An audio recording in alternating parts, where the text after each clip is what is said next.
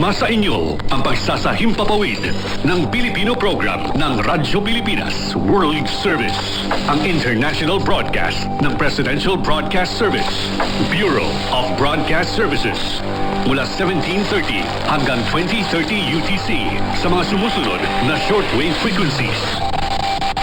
9.370 MHz, 9.925 MHz, 12.120 MHz. PBS Radyo Pilipinas World Service. Magsisilbing tulay sa himpapawid. Maghahatid ng balita, impormasyon at tuwirang serbisyo publiko. PBS Radyo Pilipinas World Service. Tulay sa himpapawid ng bansang Pilipinas. Para sa Pilipino, saan mang panig ng mundo. PBS Radyo Pilipinas World Service. Mas pinalakas, mas pinalawak.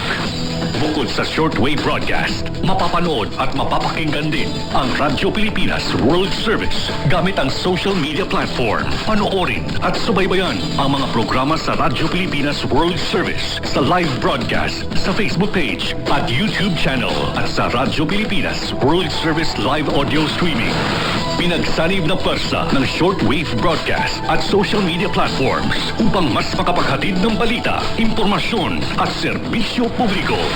Radyo Pilipinas World Service, ang international broadcast station ng Presidential Broadcast Service, Bureau of Broadcast Services. Para sa Pilipino, saan man sa mundo. Ito ang Radyo Pilipinas World Service. Radyo Pilipinas World Service, ang online digital platform station ng Presidential Broadcast Service, Bureau of Broadcast Services. Pilipinas World Service, nagsisilbing makabagong tulay sa paghahatid ng balita, impormasyon at mga programa para sa mga Pilipino sa iba't ibang panig ng mundo gamit ang online services sa inyong mga social media application. Radyo Pilipinas World Service, ang online digital station ng Pilipino para sa Pilipino, saan mang dako ng mundo. Ang Pilipinas ngayon! Narito na ang pinakamainit na mga balita na nakalap sa bawat sulok ng bansa. Ihahatid sa bawat Pilipino, saan man kayo sa mundo. Ang Pilipinas ngayon! Pakinggan ang bawat kaganapan sa bawat lalawigan. Ito ang Pilipinas ngayon!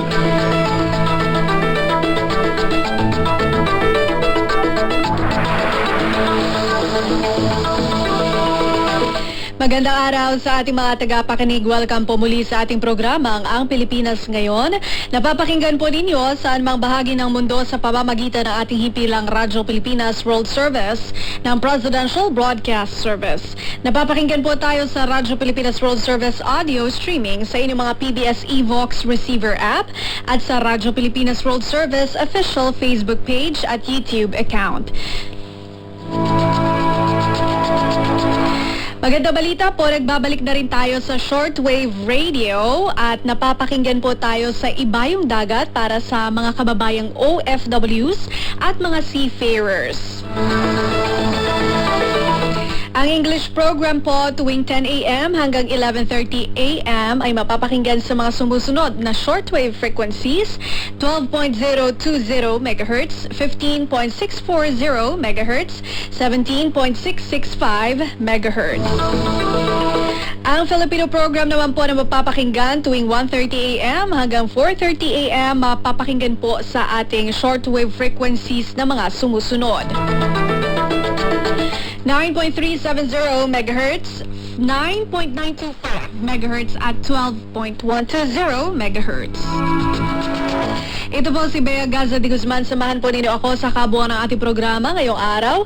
Kapapalooban pa rin po ng mga panayam, mahahalagang balita mula dito sa ating bansa kasama ng mga ulat mula sa iba't ibang rehiyon ng Pilipinas, mga segmentong business, sports at showbiz. Ang tabayanan po sasainin na sa ilang sandali ang kabuuan ng ating programang Ang Pilipinas Ngayon. Mga kaganapan sa Kamaynilaan at mga kalapit na lalawigan dito sa Ang Pilipinas Ngayon. Sa Sa ating mga balita, galaw ni dating Congressman Zaldico, malilimitahan na ayon sa Malacanang ngayong kanselado na ang pasaporte nito. Red notice maaari nang hingiin sa Interpol. Magbabalita si Alvin Baltazar. Magiging pahirapan na ang galaw ni dating ako Bicol Party List Representative Zaldico ngayong kanselado na ang pasaporte nito. Ayon kay Palace Press Officer Undersecretary Claire Castro, mas madali nang matunton ang kinaroroonan ng dating mambabatas lalo't maaari na ding humiling sa Interpol ng red notice kontra kay Ko. Maaaring isailalim sa red notice si Ko gayong may pending criminal charges at arrest warrant na inilabas ang hukuman dito sa bansa. Kung sakali namang may iba pang pasaporte si Ko, bukod sa Philippine passport gaya ng una nang napaulat, sinabi ni Castro na hindi ito nakangahulugan na makakalusot na ang dating mambabatas. May ibang paraan pa din ayon sa PCO official para mahuli ang nagresign na mambabatas, lalo na at nagkataong ang bansang kinaroroonan ngayon niko ay miyembro din ng Interpol. Mula sa Palasyo ng Malacanang para sa Bagong Pilipinas, Alvin Baltazar, Radyo Pilipinas, Radyo Publiko. Kumpleto, detalyadong balitaan, di papahuli sa mahahalagang kaganapan. Kamustahin ang inang bayan, ang Pilipinas ngayon. Panukalang pagbuo ng Independent People's Commission, suportado ng Independent Commission for Infrastructure o ICI. Magulat si AJ Ignacio.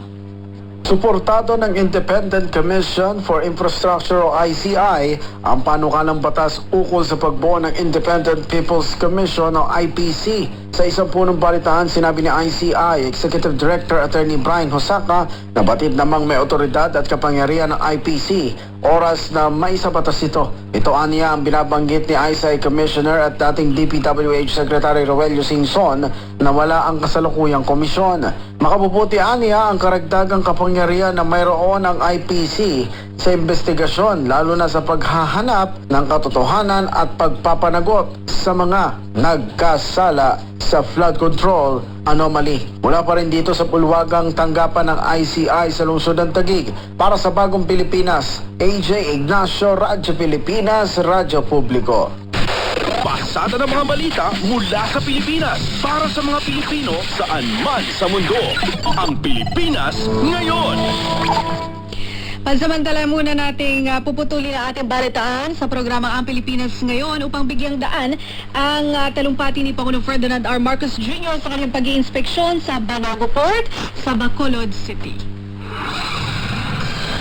Mula sa Presidential Communications Office at Radyo Pilipinas, ito ang Presidential Live Event.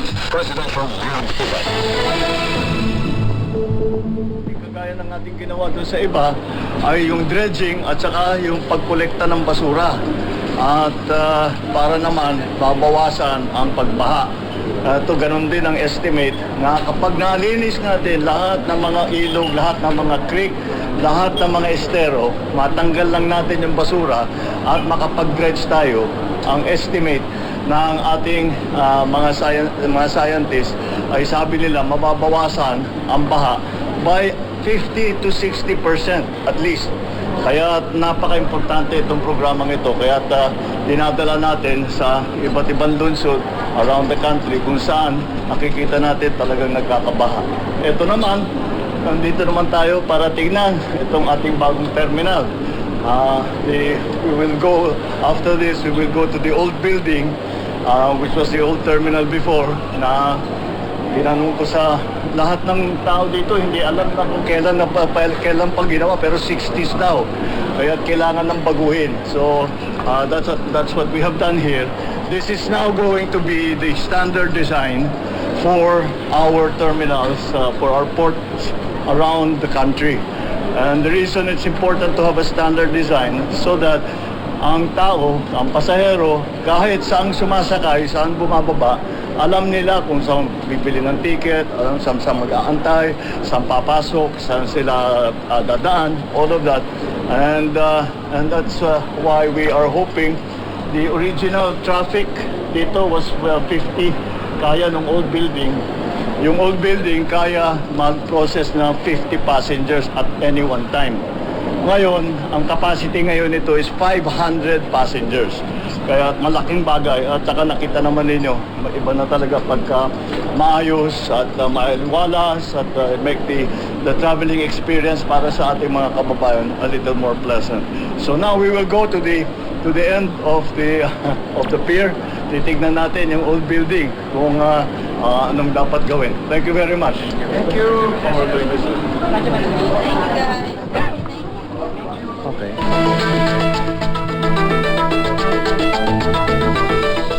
Yan po ang naging mensahe ni Pangulong Ferdinand R. Marcos Jr. sa kanyang pag-iinspeksyon sa Banago Port sa Bacolod City.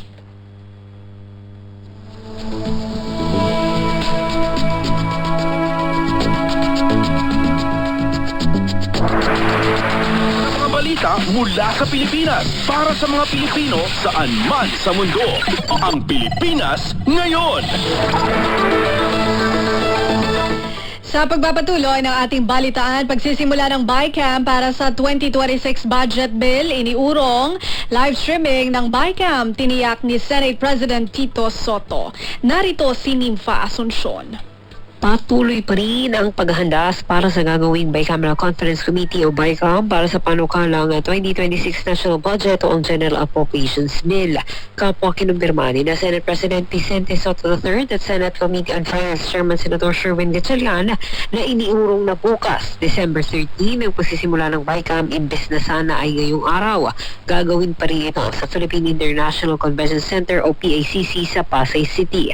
Ayon kina Soto at Gatchalian, iniurong ang BICAM dahil humiling ang technical staff ng Kamara at Senado ng isa pang araw para ayusin ang detalye ng matrix at mapagkasundo ang magkaibang mga probisyon at halaga. Dinagdag ng Senate President na tinitiyak nilang lahat ng detalye ay makikita at mailalatag para sa transparency at nang makita at mapag-aralang maigi ng Kamara ang bersyon ng Senado ng budget bill at masuri rin nila ang sa Kamara. Kabilang anya sa mga inihahanda nila ang annexes o yung mga buong detalye ng mga proyekto at programang popondohan sa susunod na taon. Una nang sinabi ni Soto na inihahanda na rin ang live streaming equipment para sa BICAM. Nadaluan niya siya sa BICAM para tiyaking ma-live stream ito at siya mismo ang magpapasuspinde ng proceedings kung matitigil ang live streaming. Mula Senado para sa Bagong Pilipinas, Nympha Asuncion, Radyo Pilipinas, Radyo Publiko. Kompleto, detalyadong balitaan, di papahuli sa mahahalagang kaganapan. Kamustahin ang inang bayan, ang Pilipinas ngayon. Pagkakaroon ng digital portal kung saan ilalathala lahat ng gastusin ng pamahalaan itinutulak sa Kamara. Balita mula kay Kathleen Forbes. Inihain ni Negros Occidental 3rd District Representative Javi Benitez ang House Bill 6761 na naglalayo magtatag ng iisang digital portal para sa kompletong paglalathala ng lahat ng gastusin ng pamahalaan. Sa ilalim ng panukalang Government Hub for Information and Verified Expenditures sa GHIVE, pagsasama-samahin sa isang ligtas at accessible na site ang lahat ng dokumento mula planning hanggang audit. Tinutukoy ng panukalang kakulangan sa kasalukuyang sistema kung saan mahirap ma-access at matrace ang impormasyon sa pondo ng gobyerno. Oras na maisabata sa atasan ng mga ahensya na mag-upload ng expenditure documents sa loob ng 7 working days gamit ang machine-readable at tamper-resistant formats. Bubuo rin ang National Budget Transparency and Accountability Council na binubuo ng government, civil society, media at private sector para bantayan ang pagtalima. Iuugnay ang GHIVE sa umiiral na financial and procurement systems upang magkaroon ng verified audit trail sa bawat yugto ng budget cycle. Ito ang magsisilbing counterpart measure sa Senate Bill 1506 o Caden Act na inihain ni Senator Bam Aquino. Para sa Bagong Pilipinas, Kathleen Forbes, Radyo Pilipinas, Radyo Publiko. Kompleto, detalyadong balitaan, di papahuli sa mahahalagang kaganapan. Kamustahin ang inang bayan, ang Pilipinas ngayon. Mahalagang linawin ang definisyon ng dinastiya. Ito ang nilinaw ni House Committee on Suffrage and Electoral Reform Chair at Representative Zia Alonto Adjong sa programang Global na Tayo ng Radyo Pilipinas World Service. Kaugnay pa rin ito ng direktiba ni Pangulong Ferdinand R. Marcos Jr. na gawing prioridad ang pagsasabatas ng Anti-Political Dynasty Bill. Sa ngayon ni Representative Adjong, 11 hanggang 12 bersyon ng Anti-Political Dynasty Bill ang hawak ng komite. Target nila ang konsolidasyon ng mga bersyong ito upang lalong mabigyang linaw ang ipapasang batas na anti-political dynasty.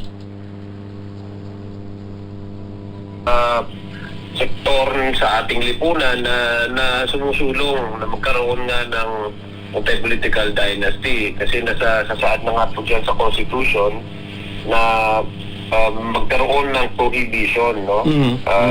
Pero ang sinabi naman sa Constitution, it should be defined and by virtue of enabling law. Sa House Committee on Suffrage and Electoral Reforms Chair, Representative Zia Alonto Abiong. Pasada ng mga balita mula sa Pilipinas para sa mga Pilipino saan man sa mundo. Ang Pilipinas ngayon. Pangulong Ferdinand R. Marcos Jr. umaasang magpapatuloy ang nasimulang education reforms kahit patapos na ang kanyang administrasyon. Ang ulat mula kay Raquel Bayan. Binigyan diin ni Pangulong Ferdinand Marcos Jr. ang kahalagahan ng magandang pundasyon ng edukasyon upang maabot ng mga Pilipino ang kanilang ganap na potensyal. Dahil dito, umaasa ang Pangulo na ang mga nasimulang reforma sa edukasyon sa ilalim ng kanyang administrasyon ay magpapatuloy at magdudulot ng pangmatagalang resulta para sa pagbibigay ng dekalidad na edukasyon sa mga Pilipino. Sa ika-6 na podcast ng Pangulo, ipinunto nito na ang edukasyon ay isang karapatan ng mga Pilipino na dapat ipinagkakaloob ng gobyerno. Ito ani ang dahilan kung bakit isa ang sektor na ito sa binubuhusan ng pondo upang matugunan ang kakulangan sa mga silid-aralan, patuloy na pagsasanay at suporta sa mga guro, pagbibigay ng malinis na palikuran sa mga paaralan at pagpapalakas sa pagkatuto sa STEM subjects sa mga estudyante. That's why it's important na ayusin natin ang education para lahat ng Pilipinong magagaling mabigyan ng pagkakataon na sumikat sila, whether at home, whether in government, whether abroad, anywhere. Basta't nabigyan sila ng magandang pundasyon, magandang edukasyon, kaya na nilang sumama kahit saan. Mula sa Malacanang para sa Bagong Pilipinas, Raquel Bayan ng Radyo Pilipinas, Radyo Publiko. Pasada ng mga balita mula sa Pilipinas para sa mga Pilipino saan man sa mundo. Ang Pilipinas ngayon. Napatunayan sa isinagawang Job Fair Plus Skills eHub activity ang posibleng pagtutulungan ng gobyerno at pribadong sektor. Sa kanyang talumpati o sa talumpati ni Pangulong Ferdinand R. Marcos Jr., binigyang diin nito ang magandang resulta kapag nagsaling puwersa ang pamahalaan at pribadong sektor sa layunin na paunlarin ang pamumuhay ng mga Pilipino at ng bansa. Ayon sa punong ehekutibo, simula pa noong taong 2023 patuloy na nagbibigay ng oportunidad sa mga Pilipino ang programang trabaho para sa bayan. Ayon sa Pangulo, nasa 1.3 milyon na mga job seeker ang naghahanap ng trabaho na naaabot at mahigit sa 200,000 individual ang na-hire on the spot. Ito ay sa pamamagitan na mahigit sa 500,000 job fair na isinagawa sa ilalim ng programa. In these times, when many Filipinos are having a hard time finding employment that matches their skills, their interests, and their aspirations, we all recognize that this is our responsibility to ensure that assistance is something that meets them wherever they are. Kaya po nandito tayo ngayon upang gawing mas madali, abot kamay, at makabuluhan ang pagkakataong maghanap ng trabaho, madagdagan ang kasanayan at magsimula ang kabuhayan. Si Pangulong Ferdinand R. Marcos Jr. Kumpleto, detalyadong balitaan, di papahuli sa mahahalagang kaganapan. Kamustahin ang ilang bayan, ang Pilipinas ngayon. Samantala, ikinatuwaan ni Pangulong Ferdinand R. Marcos Jr. ang pagbibigay oportunidad sa trabaho at upskilling o pagdaragdag ng kaalaman sa pamamagitan ng mga pagsasanay. Gid ng punong ehekutibo, mahalaga ang upskilling para makasabay sa pag-unlad ng makabagong teknolohiya at maabot ang requirement ng mga kumpanya, kaya isinama ang programa ang Skills eHub. Napakahalaga yung ating tinatawag na upskilling. Kaya para makarami ang bagong trabaho at makarami ang mga makakahanap ng trabaho dito sa ating mga job fair, ay kailangan din natin bigyan sila ng training para gayon nga mababagay ang kanilang kaalaman doon sa mga requirement ng ating mga employer. Si Pangulong Ferdinand R. Marcos Jr. Kumpleto, detalyadong balitaan, di papahuli sa mahahalagang kaganapan. Kamustahin ang inang bayan, ang Pilipinas ngayon. Mas mahigpit na oversight sa Letters of Authority o law ipatutupad ni BIR Chief Mendoza. Si Marian Bastasa sa balita. Kinakailangan na ngayon ng clearance kay BIR Chief Commissioner Carlito Martin Mendoza ang lahat ng Letters of Authority o LA bago ito i-issue. Ginawa ng BIR Chief ang anunsyo sa pagharap nito sa Blue Ribbon Committee hearing kaugnay ng mga reklamong pang-aabuso sa pag-i-issue ng LOA.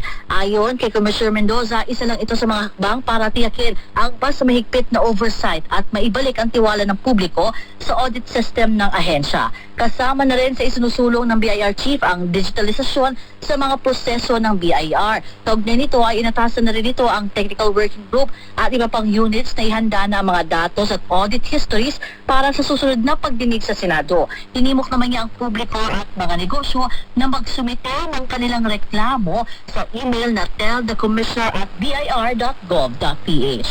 Mula sa BIR para sa Bagong Pilipinas, Marian Bastasa, Radyo Pilipinas, Radyo Publiko. Kumpleto, detalyadong balitaan, di papahuli sa mahahalagang kaganapan. Kamustahin ang inang bayan, ang Pilipinas ngayon. BSP Governor Eli Remolona Jr. naniniwala na makatutulong ang panibagong rate up sa interest rate sa muling pagsisigla ng mga aktibidad sa ekonomiya. Si Melanie Valdez Reyes sa report. Naniniwala si BSP Governor at Monetary Board Chair Eli Remolona na makatutulong ang pagbaba ng target reverse repurchase rate ng 25 basis points sa pagpapasigla muli ng economic activities. Umaasa si Remolona na dahil sa rate cut ay muling manunumbalik ang kumpiyansa ng mga negosyo sa gitna ng mga isyu sa pamamahala at kawalang katiyakan sa polisiya sa pandaigdigang kalakalan. Ayon pa kay Remolona, nananatiling maganda ang pananaw sa inflation at matatag pa rin ang mga inflation expectation. Gayon pa man, inaasahang unti-unting makababawi ang domestic demand habang nararamdaman ang kabuang epekto ng monetary policy easing at habang gumaganda ang bilis at kalidad ng paggasta ng pamahalaan. Tiniyak ng BSP na mananatiling nakaangkla ang mga polisiya nito sa pagpapanatili ng mga price stability na kailangan para sa pangmataganang paglago ng ekonomiya. Narito ang pahayag ni BSP Governor Eli Remolona. Thanks to declining inflation, we've been able to reduce interest rates by a total of 200 basis points from 6.5% to 4.5%. The cut will revive economic activity a bit at a time when painful governance issues around infrastructure investments have weakened government spending, business confidence, and domestic demand. Para sa Bagong Pilipinas, Melanie Valdez Reyes, Radyo Pilipinas, Radyo Publiko. Pasada ng mga balita mula sa Pilipinas para sa mga Pilipino saan man sa mundo. Ang Pilipinas ngayon. Kumpiyansa ang Department of Tourism o DOT na sa kabila ng issue sa questionable infrastructure projects, patuloy na umuudlad ang infrastruktura sa industriya ng turismo sa bansa. Ibinalita ni Department of Tourism o DOT Assistant Secretary Asek Zarina Zara Loyola sa programang Global na Tayo ng Radyo Pilipinas World Service na mula sa zero noong taong 2022, mayroon ng 14 na operational tourist rest areas sa iba't ibang lugar sa bansa. Sa katunayan, kinilala ang Pilipinas sa ikapitong serye ng panalo bilang world's leading dive destination. Ikinalugod ito ng DOT dahil patunay lamang ito sa mataas na tiwala sa turismo ng Pilipinas. Ipinunto ni Asek Zara Loyola na malaki ang naitutulong ng parangal na ito sa ekonomiya at kabuhayan ng mga residente ng tourist destination. So, natutulungan yung local economy. Halimbawa po, isa sa mga pinaka-popular na destination natin ay sa Buwal-Buwal sa Cebu. So, kapag pumunta ang isang diver doon, yung iba po nagre-rent ng equipment at syempre kailangan meron silang mga dive masters na kasama na tutulungan yung mga local community, yung ating mga dive resorts. Nagkakaroon ng kita yung ating mga kapwa Pilipino. Si Department of Tourism, DOT Assistant Secretary Asek Zarina Zara Loyola. Pasada ng mga balita mula sa Pilipinas para sa mga Pilipino saan man sa mundo. Ang Pilipinas ngayon. Sa Sa pilitang pagpapasayaw sa mga Christmas party, pwedeng ireklamo ayon sa Department of Labor and Employment o DOLE. May report si Lawrence Tanhoco. Pinakalalahanan ng Department of Labor and Employment o DOLE ang mga kumpanya na nag-oorganisa ng inclusive na Christmas parties o Christmas activities na gumalang sa kultura, relihiyon at personal na kagustuhan ng mga manggagawa nito. Kasunod ito ng usapin sa social media kung maaring ireklamo sa DOLE ang sapilitang pagpapasayaw ng empleyado sa mga Christmas parties. Nilinaw ng National Labor Relations Commission na maaring magsampa ng reklamo lalo na kung may banta na ng parusa sa pagtanggi. Batay sa Labor Code, tanging misconduct, gross negligence, loss of confidence, krimen laban sa employer o pamilya nito at analogous circumstances na may kinalaman sa trabaho ang may tuturing lang na just cause para sa pagpaparusa. Kung may sapilitan at nagbanta sa disciplinary action, pwedeng dumulog ang empleyado sa NLRC para humingi ng danyos. Maaari magsampa ng reklamo kung nagresulta ito sa pag-initan o napakahirap na work environment na maaring mauwi sa constructive dismissal. Posible ring masaklaw ng Safe Spaces Law kung may mga karampatang paglabag. Gayunman, kung ang aktibidad ay bahagi lamang ng masayang samahan at walang anumang pamimilit o panggigipit, hinihikayat ng DOLE ang pagpakikilahok sa isang maayos at respetadong pagdiriwang. Mula pa rin dito sa lungsod ng Maynila para sa Bagong Pilipinas, Lawrence Tanhoco ng Radyo Pilipinas, Radyo Publiko. Kumpleto, detalyadong balitaan, di papahuli sa mahahalagang kaganapan. Kamustahin ang inang bayan, ang Pilipinas ngayon. Sa iba pang balita, kinilala ng Commission of Filipinos Overseas o CFO ang 18 recipient ng 2025 Migration Advocacy and Media o MAM Awards. Sa programang Bridges on Air ng Radyo Pilipinas World Service, masayang ibinalita ni CFO Community Manila Correspondent Jairus Magdangbayan na ito na ang pinakamaraming bilang ng nominees sa naturang parangal. Kabilang sa mga pinarangalan ang mga Filipino migrants sa iba't ibang bansa at ilang media personalities na nagtataguyod ng mga programa para sa kapakanan at ikauunlad ng mga kababayang Pinoy sa abroad. Totoo lang po, we had the largest amount of nominees po for this edition. We had a total of 95 nominations sa 2025 MAM Awards. Madami pong categories dito. May books, may films, meron pong vlogs, even yung mga media advocates po natin na yung cost nila is for the benefit of our overseas Filipinos. Ani Madlang Bayan, dumaan sa mabusising proseso ang kabuang 75 nominees sa pamamagitan ng mga hurado na binubuo ng Film Development Council of the Philippines, Philippine Migration Research Network, Philippine Migrants' Rights Watch at ng CFO. Pasada ng mga balita mula sa Pilipinas para sa mga Pilipino saan man sa mundo. Ang Pilipinas ngayon. Makulay at buhay na buhay. Ganito inilarawan ni Dare to Change Consulting Incorporated founder at CEO Clifford Robin Temporosa Lee ang Filipino community sa New York, United States o USA. Sa panayam sa programang Bridges on Air ng Radyo Pilipinas World Service, ibinahagi ni Lee na unti-unti na rin sumusulpot ang mga negosyanteng Pilipino sa lugar. Na ipapakilalaan niya ngayon ang kulturang Pinoy sa ibang bansa sa pamamagitan ng produkto tulad ng kasuot o apparel at mga pagkaing Pinoy. Sinabi pa ni Lee na isa sa advocacy ng Dare to Change Consulting Incorporated ang pagtatayo ng kauna-unahan at pinakamalaking Filipino Community Center sa New York. They're vibrant. We see intergenerational businesses starting. We see original migrants who started yung mga turo-turo, Filipino restaurants, passing it off to their kids. And second and third generation Filipinos who are really proud of the culture, wanting to start apparel brands, food industries, and they're very creative about it. But most importantly, advocacy. We worked on a campaign that won $1.6 million for NAFA, the nonprofit, to build a Filipino community center in New York. The first of its kind and the largest historical grant for any Filipino NGO in the States.